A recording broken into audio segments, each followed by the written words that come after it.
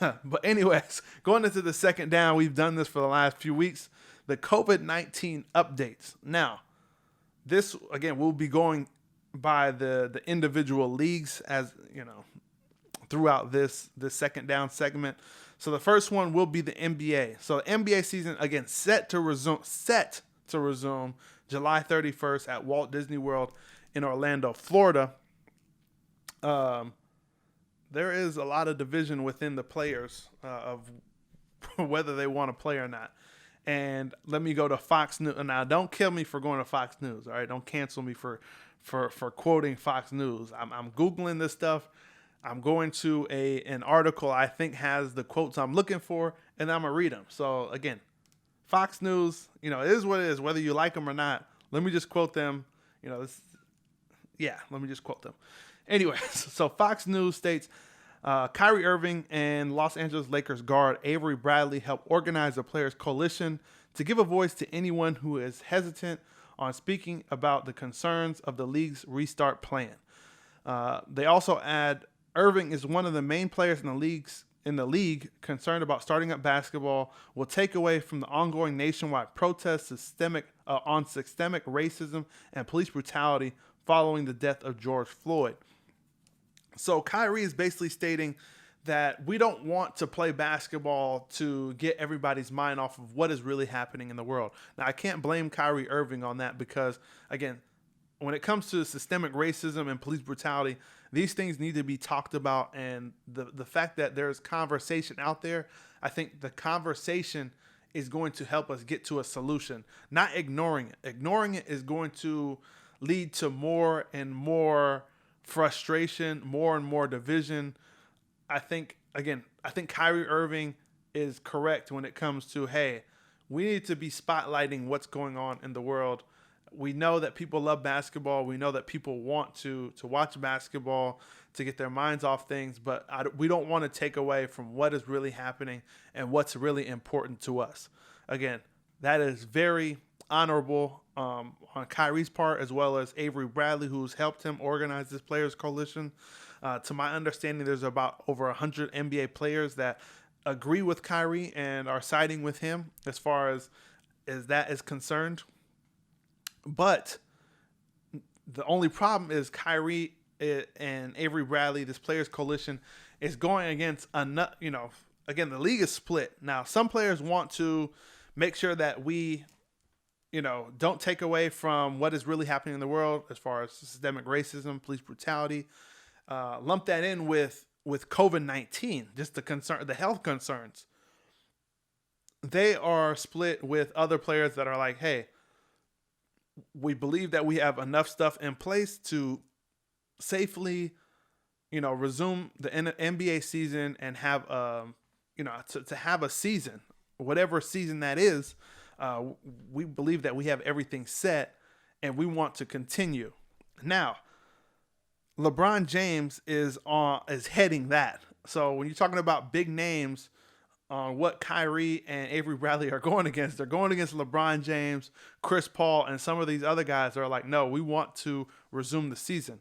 Now, there is some speculation as to LeBron James only wanting to play to help his legacy. Now, this would be a perfect time for LeBron James to take a shortened season and capitalize on it by winning a championship with the Los Angeles Lakers.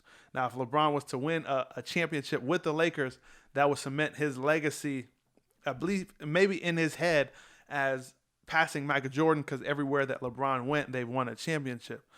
But at the same time, we got to remember why this might not, why Kyrie and Avery Bradley might not be able to get it done as far as having them say, hey, we don't want to play. We don't want to take away from this. There's a lot of players that need money, man.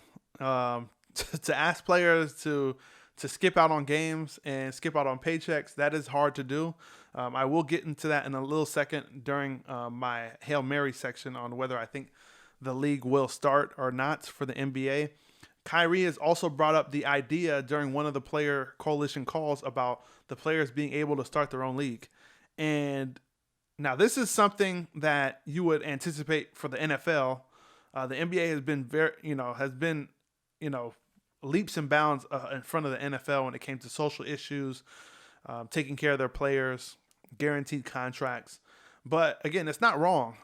Kyrie players, they have a lot more power than they think. And if they wanted to start a league, they would. They would be able to. They would be able to take all the money away from those owners. If all the players were like, hey, we're going to start our own league and, license out, our TV deal, then they would have enough power to do that. The TV companies don't care about the owners. They care about the players. They want the players. They want the games on their networks. So again, the players have a lot of power and are able to start their own league. It's just, are they going to do it? Is everyone going to be in unison? Is there going to be a solid movement, with these players where everyone is aligned, everyone's uniform? Again, that is the problem, is to get everyone on the same page.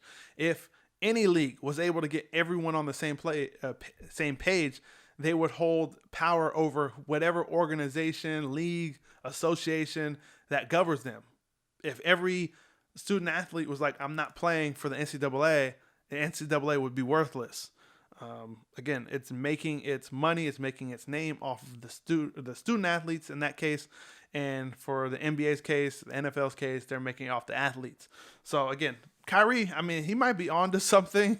Again, I like what his messaging is, but we'll see where that goes with the NBA season. Now, let's get into the Premier League. So last week I told you that the Premier League was going to start this week on Wednesday. So I'm recording this on Tuesday. So tomorrow, by the time you listen to this, it might have already passed Wednesday, but the Premier League is back this week.